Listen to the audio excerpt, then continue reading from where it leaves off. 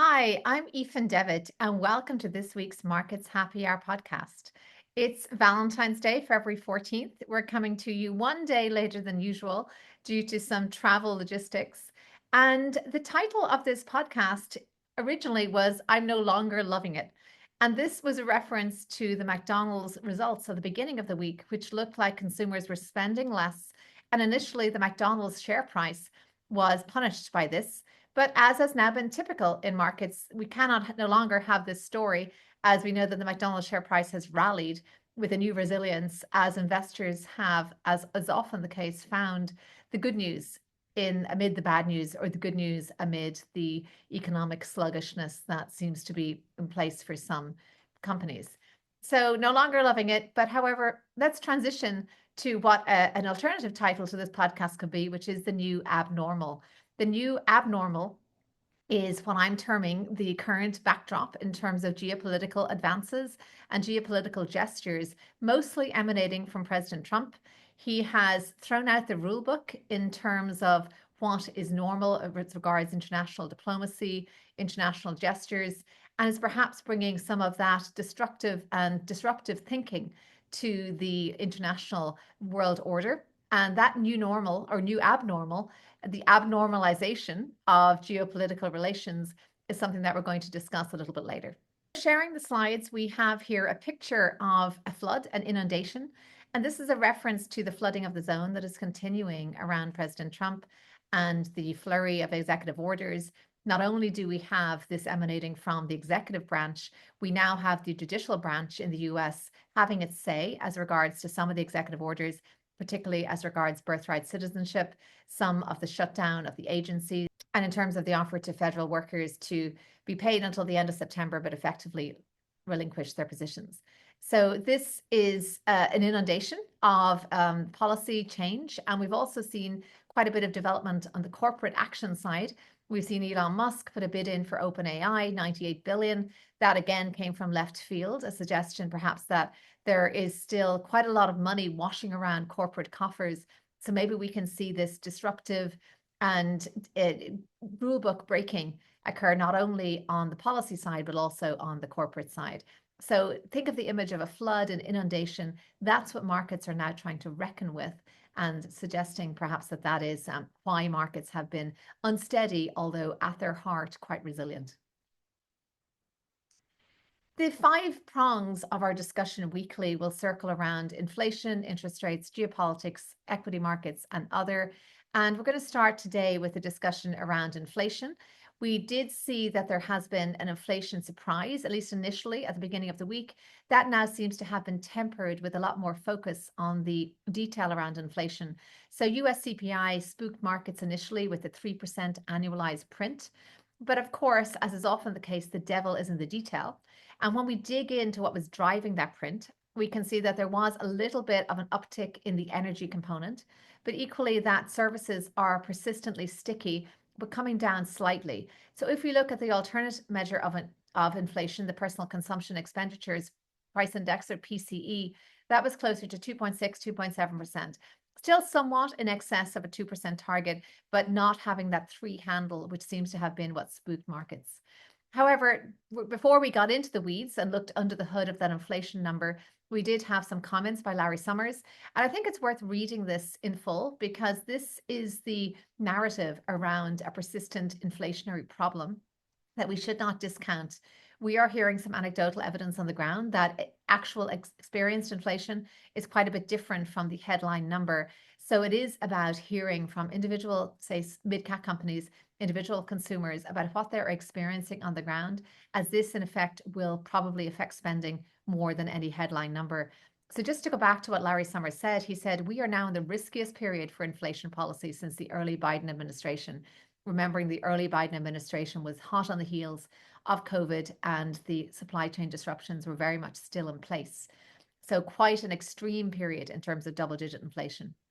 Even without tariffs, immigration restrictions, deficit bloat, and attacks on the Fed, there would be serious grounds for inflation worry. So each of these components, each of which is present, tariffs, we know, and we'll discuss later, we're in the zone of existing tariffs on steel and aluminum, as well as 10% tariffs on China. and definite move towards reciprocal tariffs. So more tariffs will directly lead to more inflation. Immigration restrictions, we know, are likely to push up the price of labor, increasing labor shortages at that low end of labor, and therefore also contribute to inflation. Deficit bloat, if it results from excess spending, could also lead to more inflation. And attacks on the Fed, suggesting that the Fed may be coerced in some way into reducing rates before it's time. That could lead to extraordinary inflation. So serious grounds for inflation worry. That's the message coming out of Larry Summers.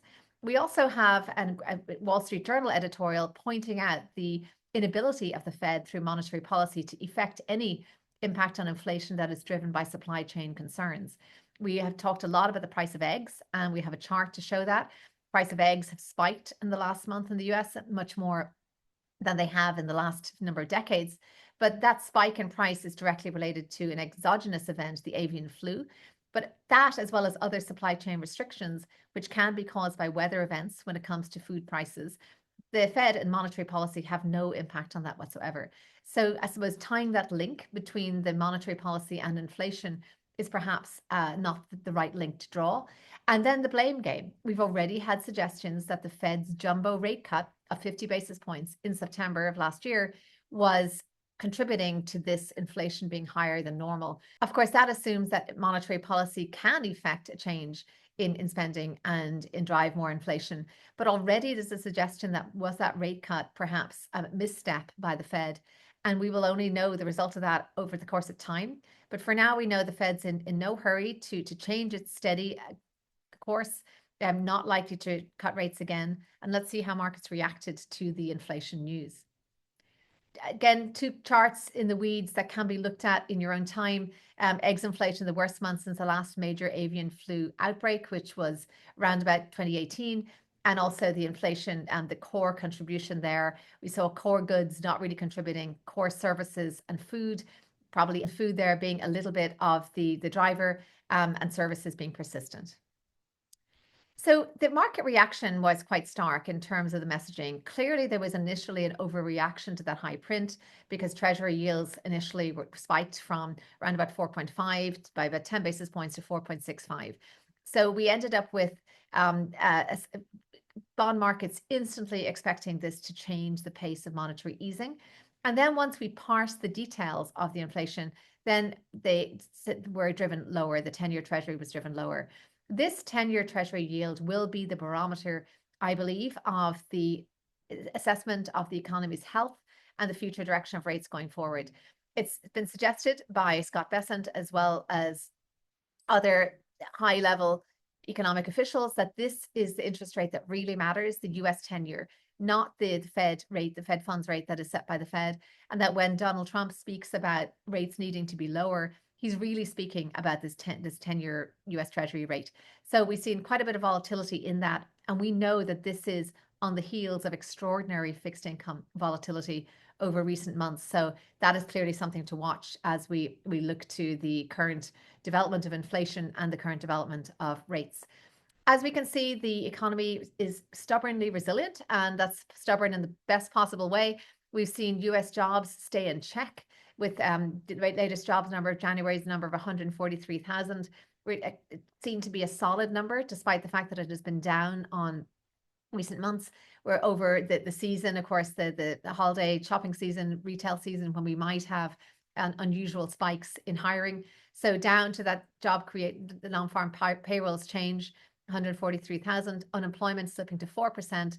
We know there are some indicators that the job market is a little softer, and also we are seeing perhaps that companies don't have to wait as long to hire. So we have indication that things are certainly moving a little bit in terms of labor supply, a little bit more robust there, which of course will be a strong indicator for inflation and the price of labor, but overall nothing to cause alarm on the jobs front. I'm bringing back a chart from last week where we showed the high level of corporate spending, because one thing that was notable when we started looking at equity market performance in this last month was the relatively choppy nature, or at least fragile nature, of consumer spending. I'm going to just compare this to corporate spending, which, as shown last week, remains incredibly robust, particularly around AI, cybersecurity, and other IT investments.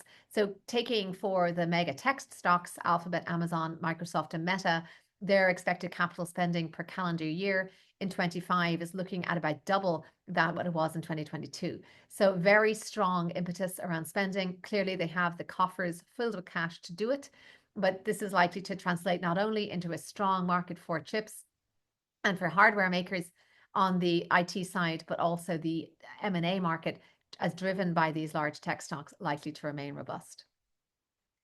When it comes to buyers, though, to consumers, there is ongoing signs of weakness.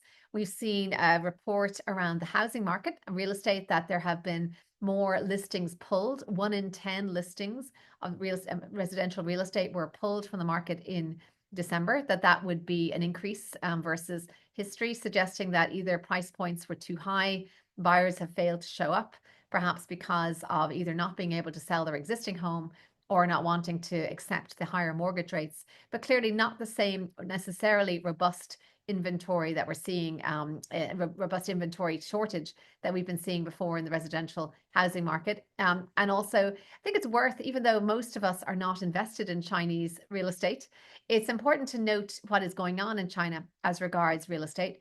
Because if we look back to 08, 09, we know that in the GFC, the collapse in residential prices, that was really part of a much bigger problem. But equally, it did depress the consumer. It has significant effects on not only the financial institutions, but also other institutions. And it was a main contributor to the GFC. If we look at China, they've just had their worst slump on record in terms of home prices. All 70 cities surveyed had seen prices for secondhand homes fall quite dramatically and even falling by 9% year on year. So this is clearly a sign that something has been either in bubble territory or there is a slackness in the consumer's health in China. It's important because this could be a sign of something much deeper in China. And even though most investors are not invested there, it is indicative just of the health of this economy, which can influence quite strongly the neighboring economies around that. Continuing to discuss consumer demand, we've talked a lot about the slackness in EV demand, and that's been indicated by sluggishness around Tesla's numbers here in the US. Some of that could be politically motivated, but we've also seen EV demand be quite slack throughout Europe, and we've seen a headline this week of Porsche cutting 1,900 jobs in Germany due to weak EV demand. So lower profitability. This just adds to the woes of the automakers in Europe. But again, a sign of this somewhat precariously positioned consumer with not a lot of discretionary income. Just to go back to the inflation chart we showed here, one of the main drivers again of inflation in the last month was secondhand car prices are persistently higher. We know with the discussion around tariffs that is going to directly feed in to pricing around cars, and especially new cars, as steel and aluminum is hit with a tariff. That the number that was circulating was an extra $3,000 on secondhand cars. So if we look here at the potential for new cars, the $3,000 on new cars, if we look at the potential then for secondhand cars to be persistently high, that's going to lead to a contraction of demand. Moving on to the ever resilient markets. So markets have ridden out this storm. They have ridden out an exceptional amount of negative news this week. This is US markets initially, and then we'll come to discuss European markets. You can see that they did dip towards the middle of the week as we saw the inflation numbers come out, the fixed income volatility pick up. But overall, across the board, Dow Industrials, S&P, NASDAQ have all had a very strong week. And this is suggesting that there's quite almost a lack of attention being paid to tariff news. Maybe that's already being abnormalized, to use an expression from the beginning. The rhetoric around tariffs, the kind of on again, off again nature, or the pattern which now seems to be a strongly worded statement followed by the detail. Again, the devil being in the detail being a little bit more subdued, a little bit less near term, and generally a stay of execution on the news. So we saw that with Canada and Mexico in terms of their tariffs. We've now also seen it around the discussion of reciprocal tariffs. So markets have been persistently resilient, and that has been quite interesting to see. Moving over to Europe, markets there have shown much more reaction and sensitivity to geopolitical news. They have reacted quite strongly and positively to the discussion and suggestion in the last day or two that we would see Russia coming to peace talks, coming to the US, and potential of a peace deal on the table. Of course, in the new abnormal, that looks somewhat different from what has been discussed in the last administration. We see Ukraine's position significantly weaker, a questioning of whether Ukraine and NATO membership would even be a reality, and a suggestion that perhaps it would be a lot more of a pro-Russian type solution. So we don't yet know what that solution looks like. But what we do know is that the European markets rallied significantly on the back of that news. Not only the peripheral markets such as Poland and Hungary did their markets rally, also their currencies rallied, but there was a broad-based rise in European markets, and a suggestion that that could be good for not just the economies there, the lower gas prices, and less of a fraught situation on their border, but also more positive for the euro. So the euro did rally, and this was surprising given we know from the discussion around interest rates that there will still be that divergence in interest rates, and we have an interesting chart to show on that soon. This chart here is from Oxford Economics. It discusses the hit to GDP in Europe that could be caused by 10% tariffs. The tariffs around Europe are very much still on the table. There seems to have been an amping up of the rhetoric around European tariffs, suggesting that Europe has treated the US very badly, even a reference to the value-added tax added to the goods in the US goods that are sold in Europe, which of course value-added taxes added to all goods, that creates an unfair advantage relative to what is done to European goods in the US. So very much Europe in the crosshairs of the tariff discussion at the moment, and suggesting that that would be deflationary and also would diminish growth across all of those economies. So something to watch there in terms of the European economies being far from a Goldilocks situation. When it comes to valuations, we know that there's also been quite a bit of trailing, and just this chart puts things quite into stark contrast. How the MSCI Europe ex Germany compares in terms of price to book multiple to the MSCI Germany and the MSCI US. The US very much at the top end of that multiple, having moved from a low point of 1 times to now around about 5 times. So all of these indices were clustering at around 1 to 2 times back in 2010. And now in the last 15 years, we've seen a breakout from the US. The US stocks now trading around about a 5x multiple. We have the Europe ex Germany around about 2x, and Germany the most depressed at around about 1x. So whether you call that the cheap man of Europe or the sick man of Europe, we know that valuations have definitely diverged significantly in Europe. When it talk about the economic growth, it was quite interesting to see headlines celebrating the positive economic growth for the UK economy this month, showing this month for the last quarter of 0.1%, which was up from the expectation of negative 0.1%. I'd say that this is probably more akin to a rounding error than a cause for celebration. But as we know, the UK has experienced a technical recession, and it did experience that at the end of 23 with 2 consecutive quarters of negative growth. So if this is something to celebrate, well, I guess they will be looking for any evidence they can. But certainly for an embattled Labour government that needs all the good news it can get, the small amount of growth seems to have been given a positive cause for cheer in the UK. I said I'd use this chart to show how great interactive tools out there, particularly in Financial Times. And if we look at where rates have been around the world, we can see that there is quite a bit of synchronicity now in world central banks around them now being into an easing cycle. The green bars depict the easing cycle. The red bars depict the rate rise cycle. We can see that there was, with the exception of Russia and China, a universal rate rise cycle in the aftermath of COVID. And of course, Japan did not participate in that then, but it has participated now. Japan and Brazil are the only central banks that are now still raising rates, as well as Russia some time ago, whereas all other central banks are now very much in rate cut territory.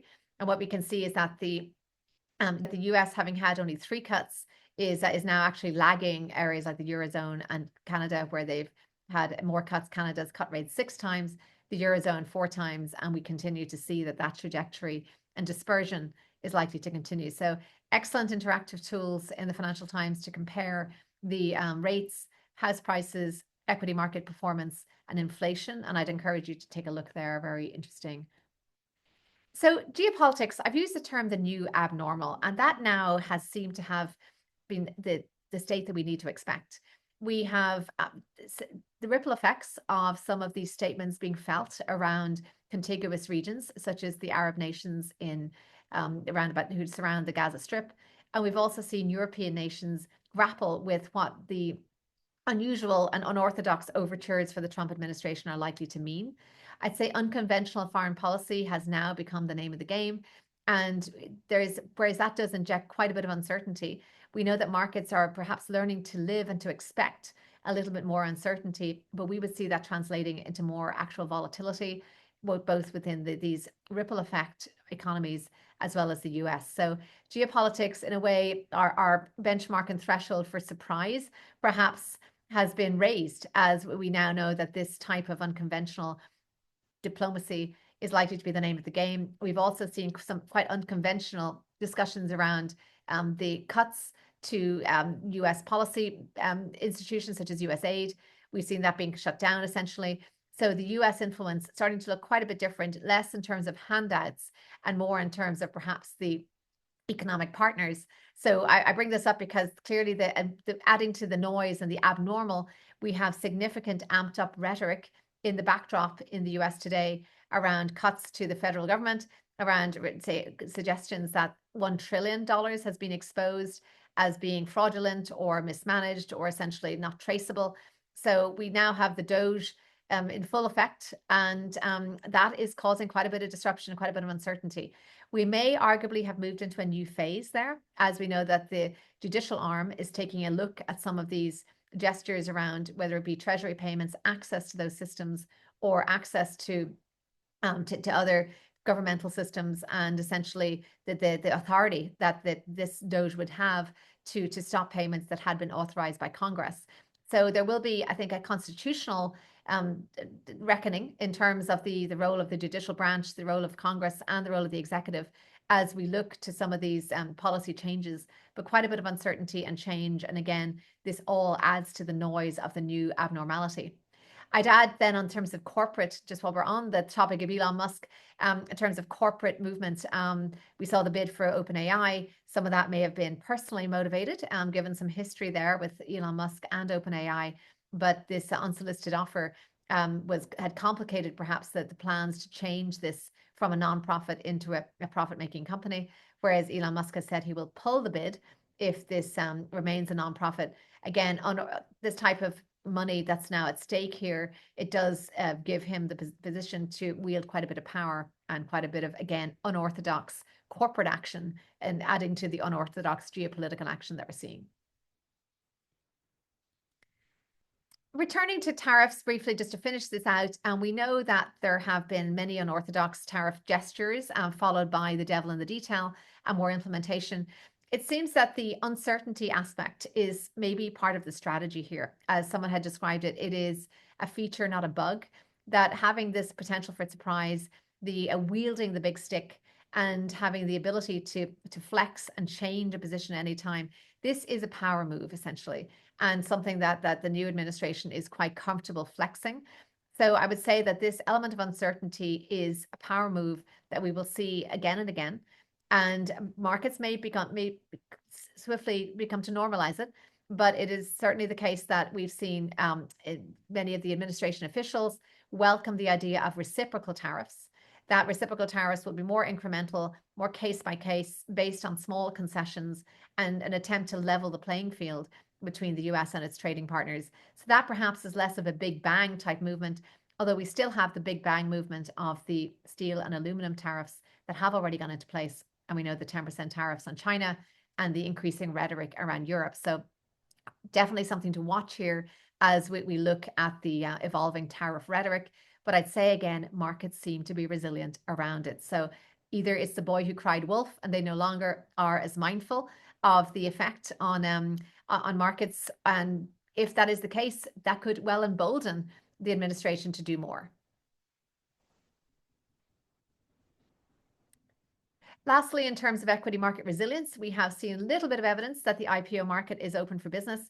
It may not be open for business for every company, for every kind of company, but certainly as regards tech and cybersecurity, there's very much a strong demand there. The backdrop of spending that I highlighted earlier, that hasn't gone away. It's only likely to increase.